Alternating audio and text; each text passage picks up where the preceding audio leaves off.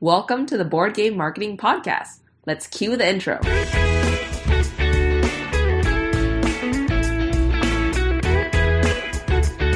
This is the #1 podcast to learn marketing strategies for your board game. Whether you're just starting on your first game or an experienced designer, you've come to the right place. My name is Nalin, and let's talk marketing for your game.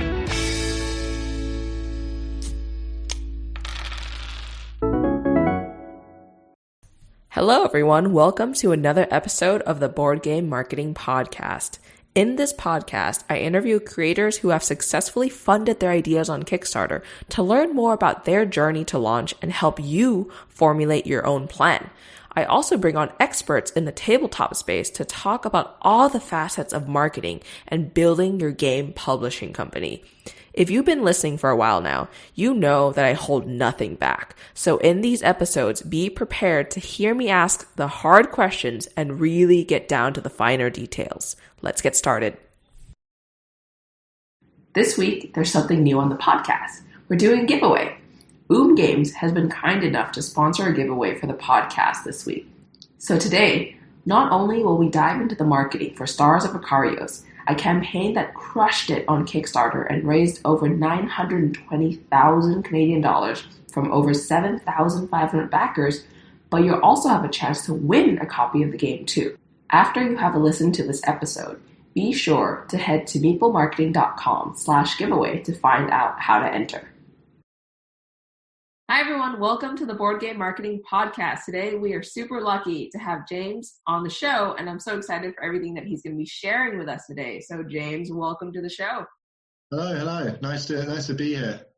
Awesome. Well, I'd love it if you could tell us a little bit more about yourself and also about the game before we get into the details here. Okay, so I'm James Faulkner. I am half of Stone Sword Games, which has only existed since, I think it's the end of 2018. I'm basically like a total amateur. I came from this being a lifelong gamer. So since I think age like 5 or 6, my dad brought home the Games Workshop Christmas catalogue. And that was kind of it really. So I've kind of been like a full addict ever since for all sorts of games. I met my business partner, Paul Allen, in late 2018, and I joined on I think we were just kind of messing around creating a game with a third person, and we decided like, why don't we do this for real? I'm kind of impulsive, and I'll kind of do whatever I think is a good idea at the time. So I kind of went on Company's House that night and I set up a company, paid my £8, and the rest kind of is history. We've published Hogs of War, the card game, which did pretty well, like for first release, and we followed it up with Hogs of War, the miniatures game, which I think pulled in something like 112k on the Kickstarter itself, plus all the retailers who have been really coming out of the woodwork to support the project. It was based on previous IP, so in 2000, Hogs of War came out on the PlayStation 1. It was famously partially voiced by Rick Mayall.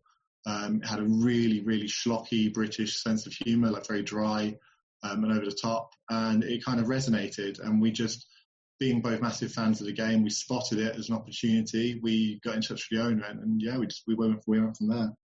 That's amazing. I love that you started this love for games much earlier on in your life, and it just translated to this. Well, I think so. One of the main things that changes that might be different from myself, from people like Paul, is that I am very, very ADHD, like very ADHD, to the point that I've been used in like a study of like, hey, look at this adult guy with ADHD, and it kind of guides everything I do, and it means that I end up working very fast. And so if I think something's a good idea, I know that in my head it's only going to be a good idea for a couple of months. So when I met Paul, we had this fascinating moment of, Paul is a very measured person, so he kind of will think about everything before he does it. He'll weigh everything up, and often he's like paralyzed by that indecision. So as soon as we met up, I kind of realized that, you meet people in life that like business partners and friends and physical partners, and you kind of click with that person and realize there's something special going on. And I think from meeting Paul, it kind of accelerated both of our journeys. So Paul had already published a game in late 2018 under Strangely Games called Full Moon Jacket. And it was a alternative history kind of like pulp fiction game about American and native Vietnamese forces in like a mock Vietnam War against werewolves. It was very pulpy. It was very beautifully done. I think some of the sculptors who worked on the game are now at Games Workshop. And Paul really hit a faltering point where personally he had some bad things happen in his life, and it really stalled the campaign. So when I met Paul in late 2018, he hadn't got the game out yet. And I think like part of our magic and the reason Hogs of War has done really well is that we can balance each other's as our faults. And so Hogs of War kind of fell out as a natural development of the process, really. Wow, yeah, I love that you talked about the balance between the two of you and how, the different approaches came together to really, bring this game to life. You mentioned earlier that you struggle with ADHD, and then you have, this, period of focus, and you kind of go to something else. Can you talk more about kind of how you go through the game development process and, and just figure out what to focus on, when to focus on it? Yeah, so basically I'm 27 now, and ADHD has kind of guided everything about my personality from day one. And it ends up meaning that I can think about 5 things at the same time in a fantastic way, like almost like a superpower sometimes. But at the same time, I can be absolutely paralyzed by moments of bad, poor focus and stuff like that. And Paul is a lecturer for games design. So he's got a very organized, very disciplined, very academic approach to the whole process. And what we found out that when you put both of us together as halves in the company, you end up covering a lot of strange bases, really. And that kind of works. So our process with game design, and a lot of game designers are going to absolutely cringe about this, but because I'm so impulsive, I've done this 3 times now. I've gone and bought the art before there even was a game, which isn't the recommended route. I think for a samurai game we're working on now, I put down $2,500, and there's no game. There wasn't. And Paul then plays this fantastic part where, as a games designer who lectures and he's got a real structure, it's kind of like, have you ever seen Ready Steady Cook? No, I'm not familiar with that one. So Ready Steady Cook, right? It was an old TV cooking show with I think it's Ainsley Harriott, and they used to give them a big sack of vegetables and meat and stuff like flour and salt, and then they basically had to go and create something using those ingredients. And it was really fantastic because the idea is that they have something that you could feasibly go and get in your local corner shop, but they create a meal out of it. And I think one of the brilliant things with the drama is that when you give people set ingredients, they have to do something good with it. So it's kind of like a Jekyll and Hyde situation where I like to work very, very fast. I like to work very, very explosively. When I'm in a full flow, I'll work 70, 80 hours in 1 week. And I'll just go absolutely mad into a project, and I'll order the art, I'll get components ordered, I'll start making stuff. And then Paul is this fantastic organizer who basically at the end of the day wraps everything up. He's also a graphic designer by trade, so he's fantastic for doing prototypes. And I think between the two of us, we kind of muddle through.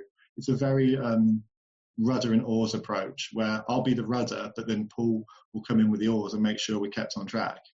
Wow, I love kind of the imagery that you painted here, where you're just bringing in just ingredients, and then Paul's in the back end just trying to put this together into this beautiful meal.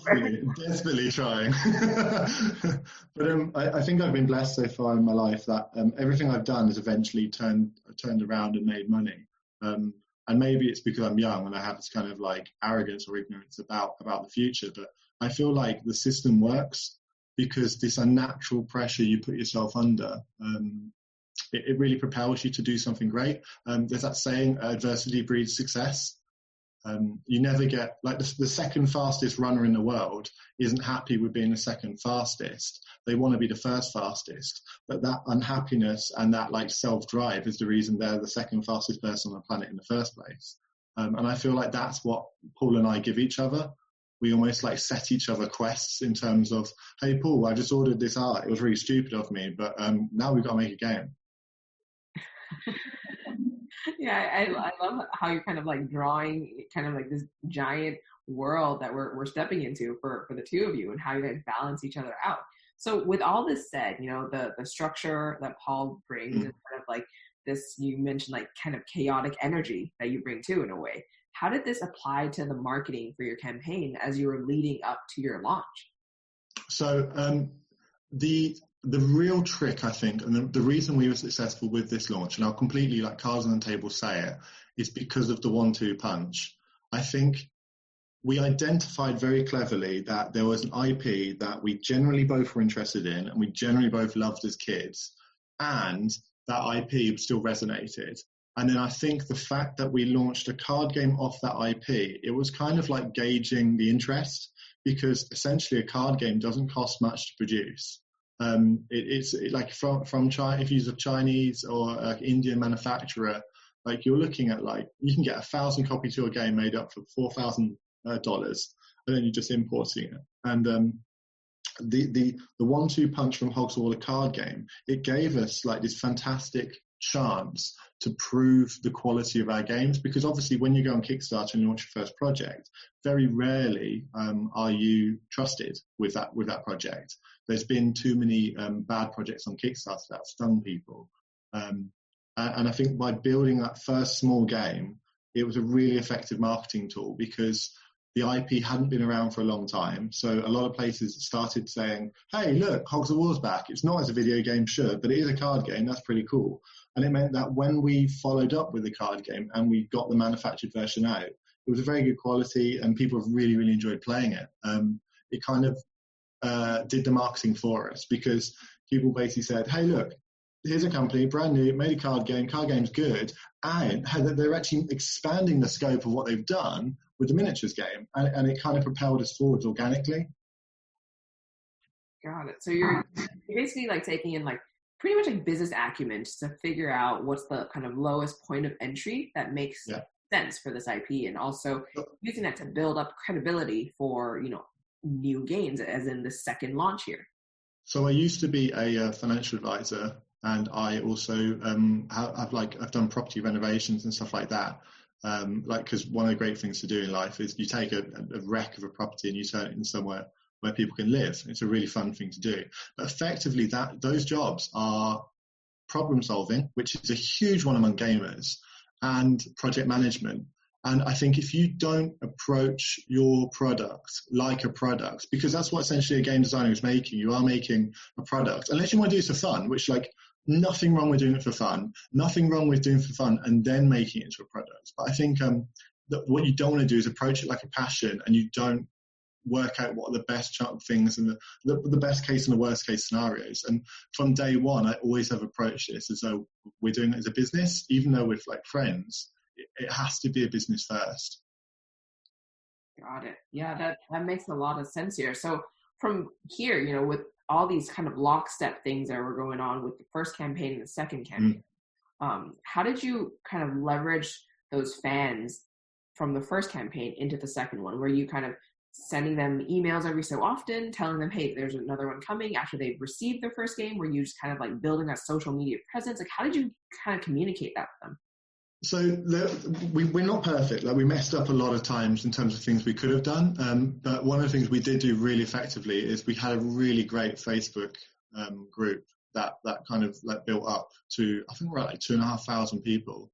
And as guys that basically started we started in late 2018, the company, but we didn't do anything with it until August 2019. So in terms of, that's what, 1 year and 3 months, getting 2,500 people in a group. That was a massive pull. People always say like email newsletters are still really, really good.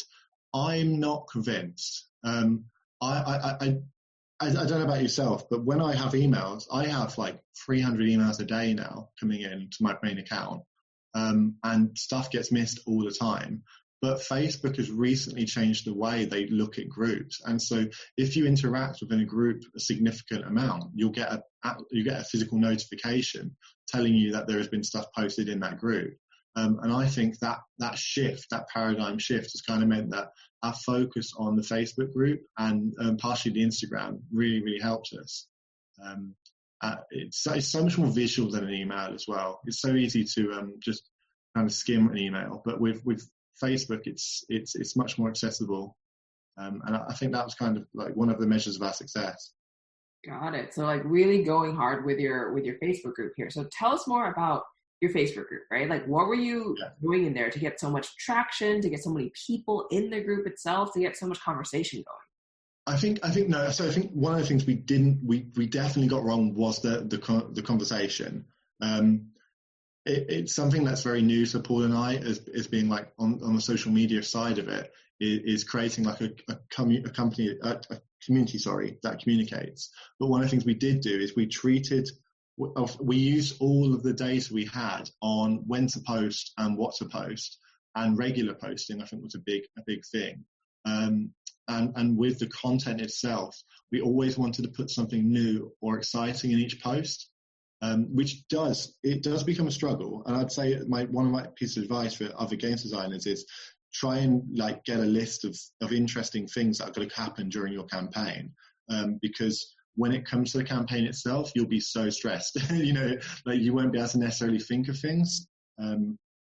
We definitely nailed that spacing and that content creation. Creating a community is something completely different. It's a very hard thing to do. But what we did do, I think we did quite well.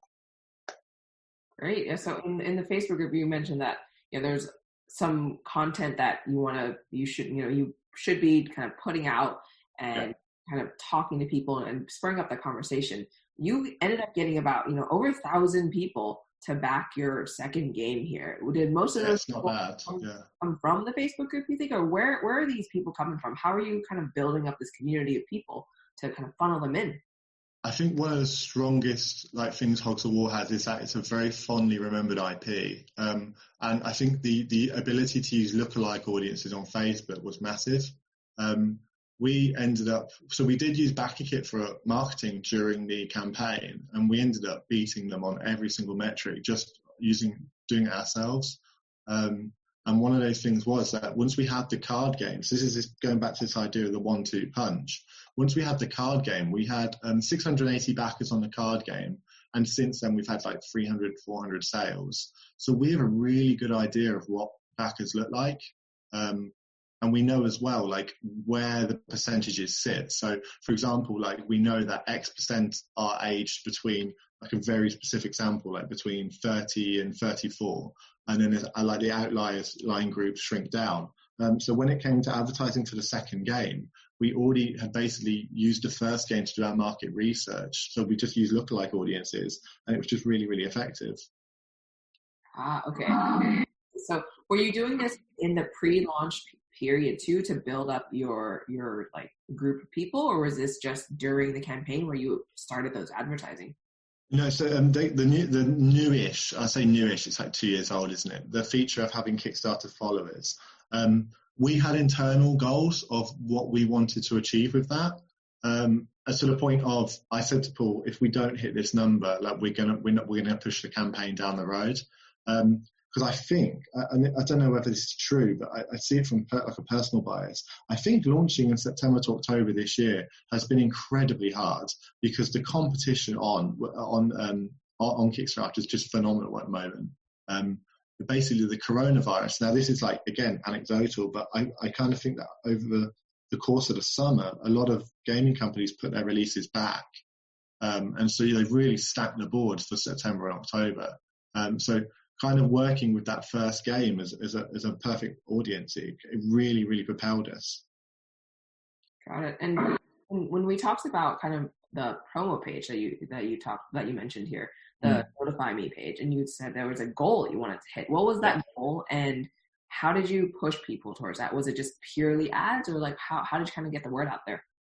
So the goal, I believe, was 1,000, because we looked at several popular games that had done quite well, and we worked out that 1,000, because it's an IP, we expected higher than usual draw. So we expected like 20% conversion instead of like the usual like 10.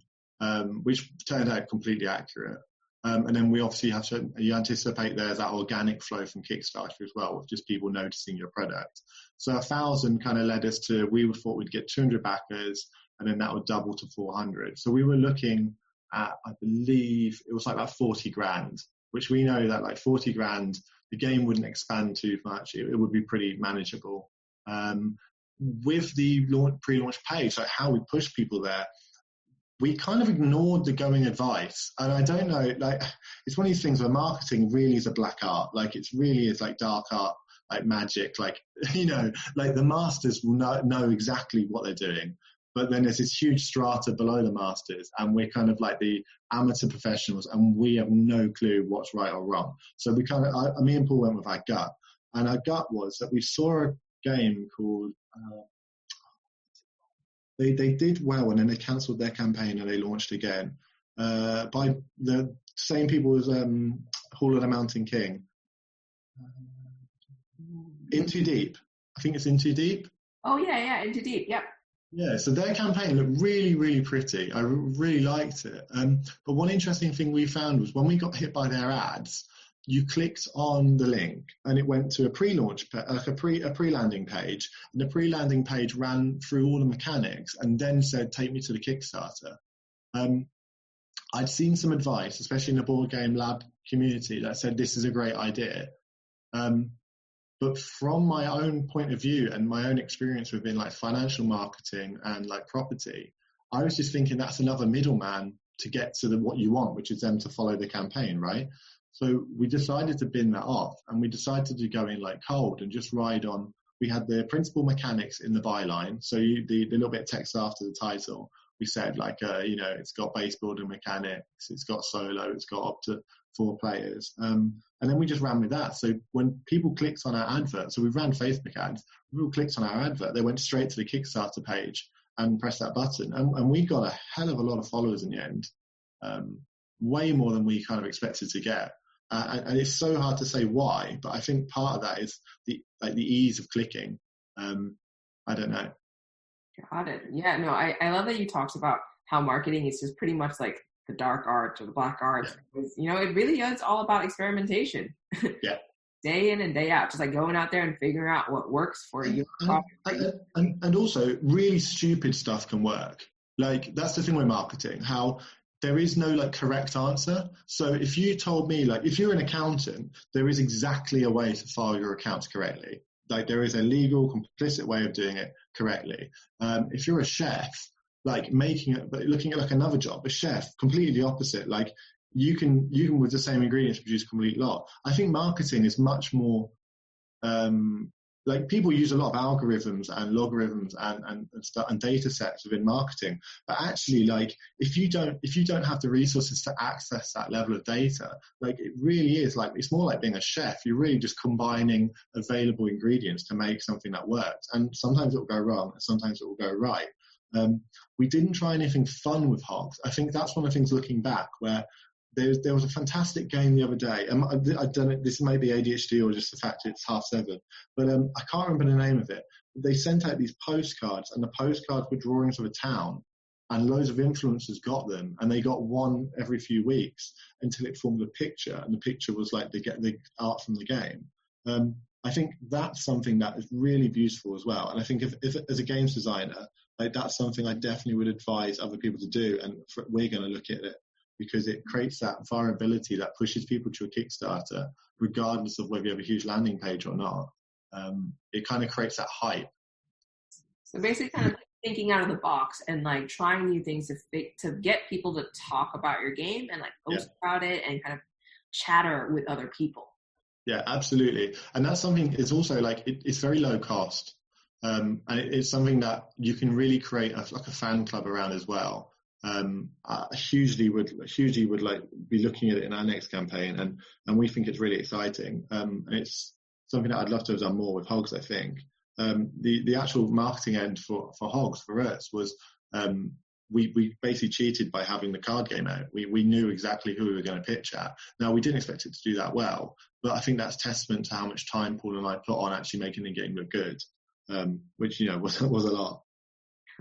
Yeah, so it was The previous backers from the previous campaign, the advertising you were running to lookalike audiences, this group that you were kind of growing, right? And you talked about how that probably amounted to maybe like 400 something backers. What did you do during the rest of the campaign to get you to that 1,000 something plus backers that you were ended up? We had some very like lucky things as well happen as well. That I think were fantastic for the campaign. So Lad Bible actually shared an article about the game, and that was kind of like a lightning strike moment where in one day we went up like 400 followers on the Kickstarter campaign. Wow. That was a really amazing moment where, I mean, don't get me wrong, the article was full of typos. It didn't really link to the game project.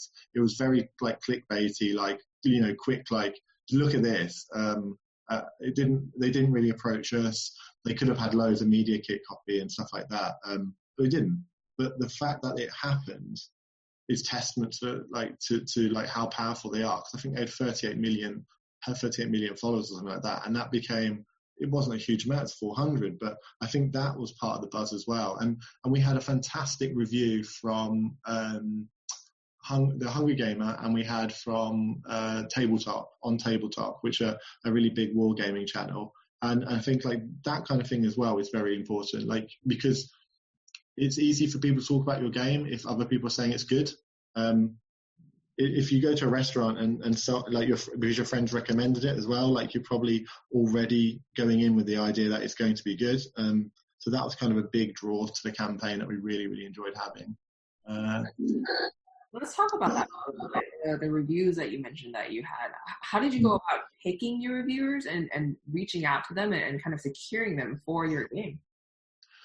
So reviewing, like, reviews at the moment is probably like our weakest like part of the social media like journey, because we're very, very busy people at the moment, and we didn't know whether we were going to be able to do this as a job full time or whether we were kind of goofing around part time. So Hogs of War, like, obviously took 21 grand on the card game, had 680 backers. It was a hell of a lot of work to get it delivered and produced. But at the end of the day, like, it wasn't something you could have paid the bills with.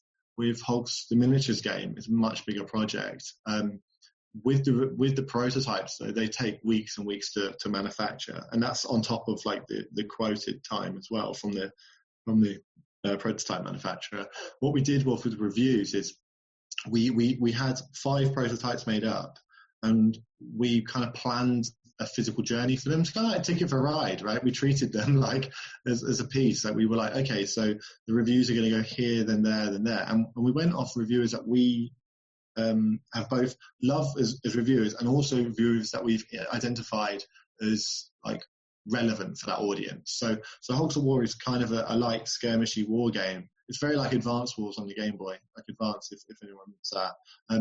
We knew that maybe a reviewer that is very light, like, isn't going to really resonate with a product, and that relationship spoils both ways, because if a reviewer has a community and that community is of a certain like subset, then they don't want to really change what they're putting out to the world, because you know how like these algorithms work. If you have a drop in traffic and a drop in likes, whatever, like, certain platforms will bury your channel. So we had to identify which reviewers had which market. We've got a big list, really, and a lot of reviewers will self-identify these days, and so that's great. That really helps. How did you end up identifying, again, which reviewers were for which market? A lot of people who are new to this don't really know how to kind of really pinpoint that. There's some very simple ways of doing it, which are 80% of the time going to work, and 20% of the time just bin out the method. But if they have a YouTube channel, for example, you can go on their most, like, look up for stuff like their most liked or their most viewed, and look at the top 5-10.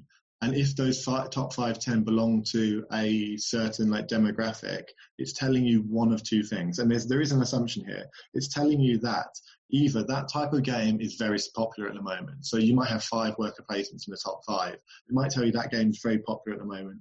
And that's a conclusion you can draw from it. The alternative conclusion is that reviewers' captive audience loves worker placements. And so if you're creating a worker placement, they're probably a good call to make.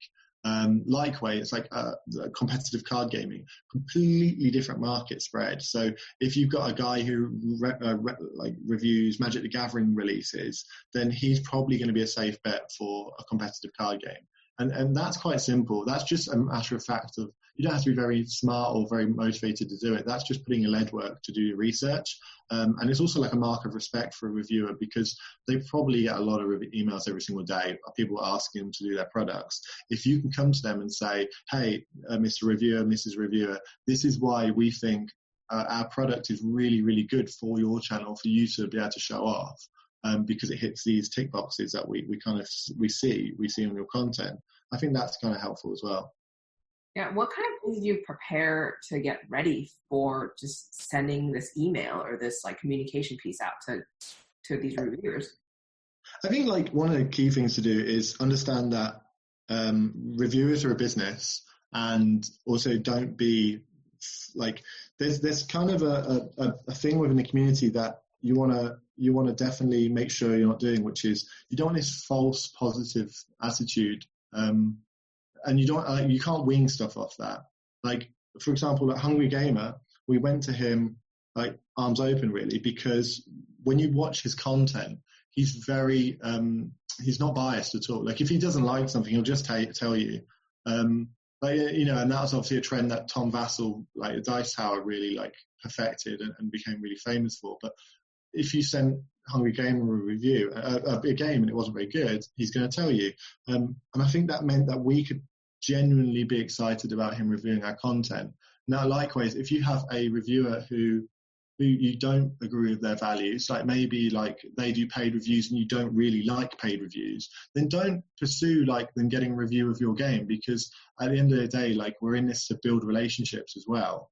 And you don't want to kind of inject a false sense of sincerity into your business relationships, because at the end of the day, like, after a few years in this industry, it's going to really it's going to look cheap.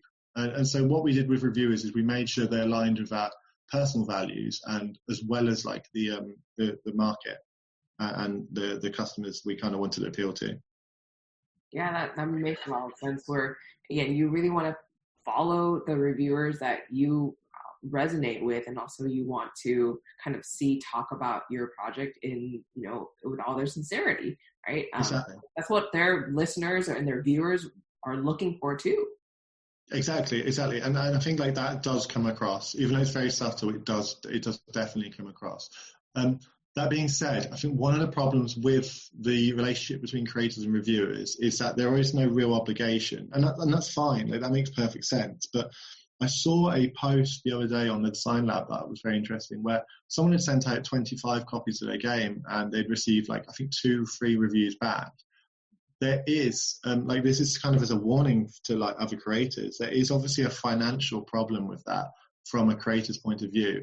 Our prototypes cost, I think, £120 each. And that's 5 prototypes. So we had £700 worth of prototypes. £600 worth of prototypes. If we had done that with a card game and lost the same amount of money and hadn't had the reviews back, I think there would have been a personal kind of emotional stake in that. And that's something you really kind of want to divorce from. So when you look for your reviewers, there is a final fact, I would say, and look at how busy they are. Like, be asked that question. Like, really do ask, and ask for a genuine answer. It's something I get in the building trade quite a lot, where a plasterer will say, for example, he can do a job, and then you're added to a queue that's 6 weeks long, and 4 weeks in, you're pissed at him and he's pissed at you, and no work's been done. It's the same thing with reviewers. If you see a reviewer and he's absolutely smashing it out of the gate, like he's doing like a review every day, they're getting loads and loads of views, generally just be a human being to him and ask, like, how much have you got on your plate, and would you be able to give this game a time of day? Because if he doesn't do a review of your game, who is in the right there to be angry?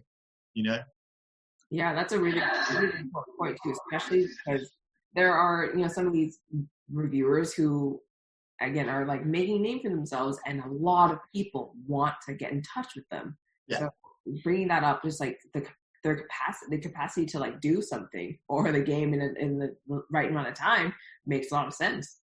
Absolutely. And I think that's it's a really interesting point about the board game industry as well, where it's not centralized. There's not like unions or guilds, or there's no like professional conduct or anything like that. So when you are giving someone a copy of your game, which is your baby, to review, there has to be an understanding from ourselves as creators as well that there is nothing beholden on the reviewers. They are being given a free thing to do a free review, and that review is going to be honest, and that's kind of all you need. And sometimes you're not going to get your review copy back, and sometimes you are. So that's something that, like, I would say we always keep in mind now, and in the future definitely it's something for other creators to think about.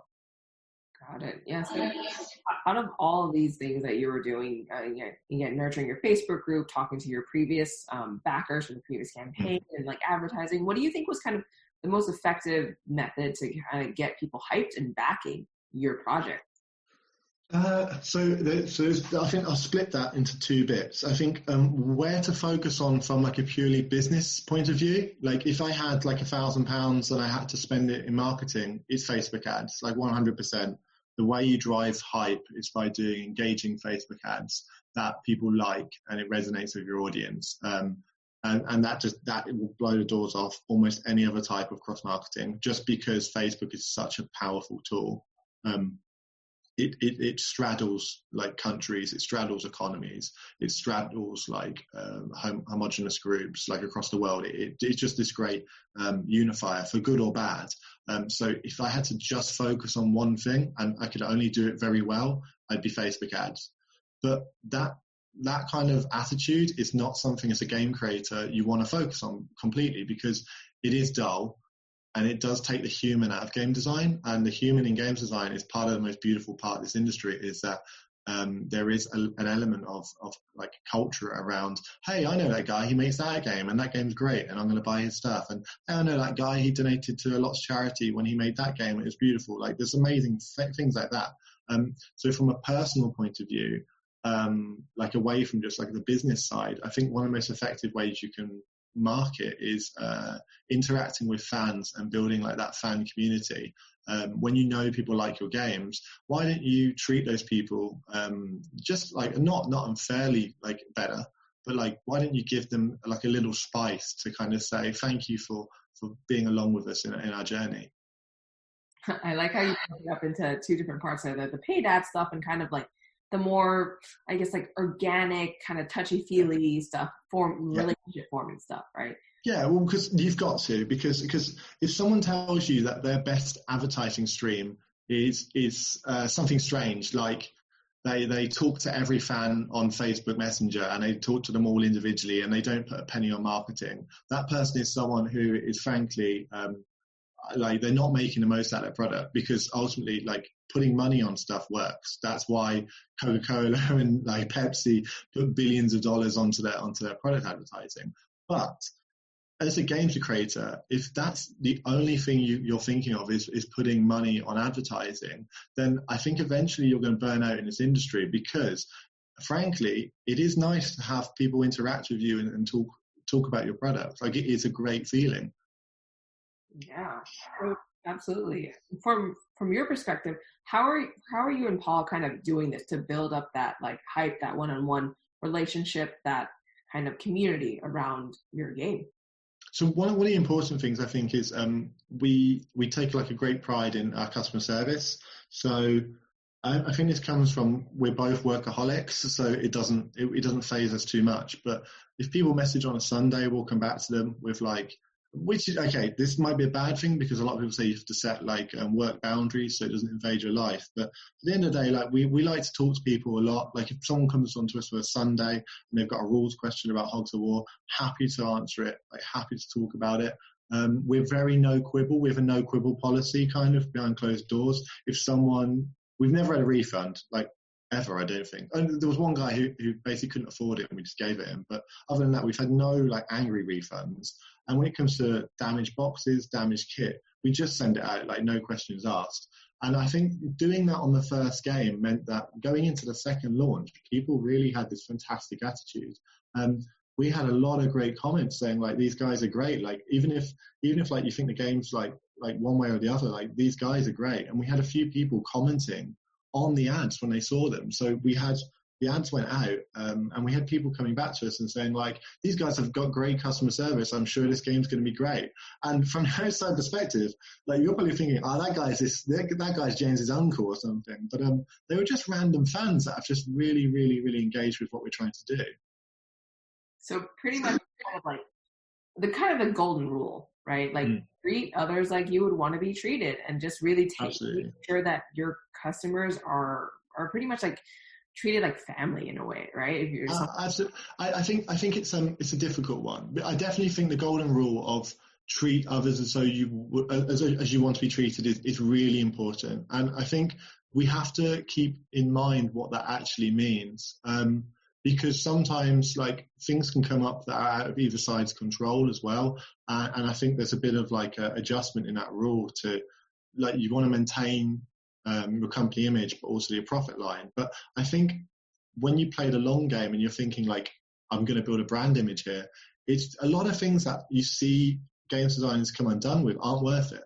Have you ever seen, like, for example, in a board game group when just things get nasty, and you just think like, these are two creators that are both like putting bread on the table from their business. Like there is a degree of walk away, but there's also a degree of like crabs. Have you heard of a crabs in a bucket mentality?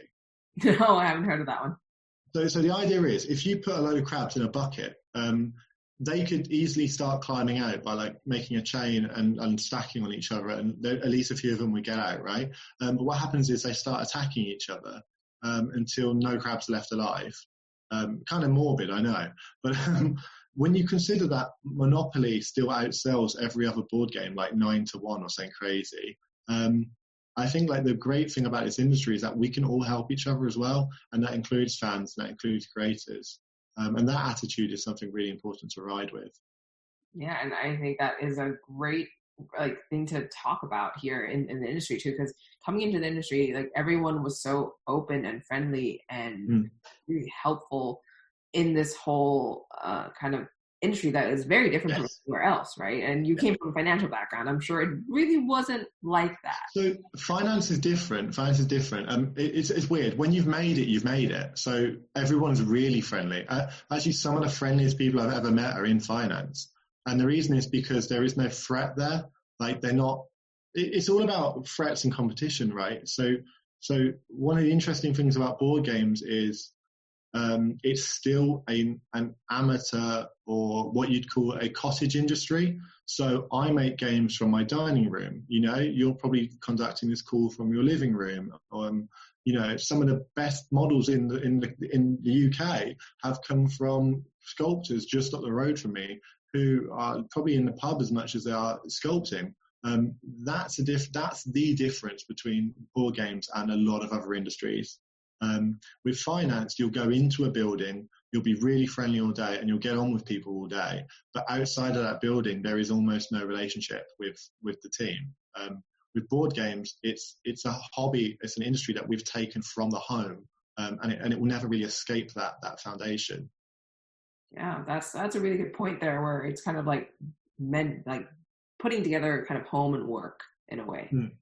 Exactly, and I think that it gives board games a lot of the advantages. It gives, when you watch reviewers play board games on YouTube, for example, there's something about the comfort and the closeness to it that is wonderful, and it's really something that other industries don't have. Like if I go and watch right now something about pension advice on YouTube, it won't have someone's cat jumping across the screen. It won't have people like cracking beers open together. It won't have like the moments that board games give you. And so it kind of it's a different industry to look at. It's like apples and oranges. With board games, that sense of closeness is something that is really, really wonderful, because as a creator, I can kind of have that with a fan, and it's not necessarily inappropriate. It's nice to be able to talk to a fan and they tell you exactly what they like and what they didn't like about your product. I love it. And if people want to learn more about the game and kind of what's next for you all. Like, where can they get in touch? Where can they kind of find you? So we have a small Facebook group at the moment, Stone Sword Games. Best thing to do at the moment, because Hogs of War is our main product, is to follow Hogs of War, the card game. It's under, I think, the short URL, but there's also, just put it into Facebook and it'll come straight up. We've got www.stoneswordgames.com as well. This is one of the funny things. You've caught us at a funny time, because we are a company that's transitioning. Back in summer this year, we were very small. We'd made 21 grand plus several hundred sales for our card game. And we've caught at a fascinating point, because Paul and I are now left with this almost like ontological question, like this question about existence of, do we become something like big? Do we go for the gold? Do we do something comfortable? Do we kind of like keep doing what we want to do? So what you'll see over the next few months is hopefully a series of announcements about our future, really, and our creative like drive and where we're headed. It's going to be a fantastic journey, because basically Paul and I, it's a 1 in a million combination, and it just works. It just absolutely works. So is there anything that you can share with us about what's coming up? Yeah, so we there's some stuff that's currently under a semi NDA, so we can't mention it, but we are working with some like really, really big license holders. And we're hopefully going to do something that has never been done before in board games. And I don't mean that like a used car salesman. And actually, it has been done. No, like there is something on the cards that if we pull it off, it will have never ever been done in board games, and that's fantastic. We're also, with the kind of leeway and the audience we've gained off Hogs, Paul and I, we're big history nerds, like massive history nerds, and we really, really. There's obviously like trends with board games, and a lot of samurai stuff has been coming out. And I think one of the things about it is we have been disappointed in some way that the real history of samurai has been kind of lost. There's this inevitability when something leaves its cultural group and enters the West, that we simplify it and streamline it. And Paul and I are looking at doing a spin-off kind of range within our current range of historical stuff that is really, really pure and kept to its cultural roots. So that's some great samurai stuff coming up in the next year. Okay, well, we're going to be, eagerly waiting for all these announcements. Thank you so much for coming on the show and just kind of sharing all these insights about the campaign and about marketing for it. No, it's absolutely fantastic. Happy to talk to you. What you're doing for the community is really, really good. You've noticed there's a gap in terms of something special for creators, like not just for consumers of board games. You've spotted that creators, we really don't know what we're doing a lot of the time. And I think your advice has been just absolutely fantastic. Like you are a small part of this whole journey for us. In terms of the advice you've given out has been like great. Really, really appreciate what you do. Well, thank you so much for those kind words, James. And again, thank you so much for bringing these games to life and this IP from PS1 to life. And absolutely, bring joy to the world through that. Yeah, absolutely. Well, 2020 has been a strange year so far, so hopefully we'll see you after Christmas, and 2021 will be a great year for us and a great year for yourself. Sounds great. Thank you. And that wraps up our episode today. If you found what we talked about today helpful in any way, please be sure to leave a review to help others find this podcast. And most importantly, if you're feeling that fire and you're ready to get started on your Kickstarter campaign, be sure to head to the show notes of the podcast. I've linked some of my resources that others have used to successfully launch and get funded. Thanks for listening to this episode of the Board Game Marketing Podcast. For daily tips and advice, find us in the Board Game Marketing group on Facebook. See you next week.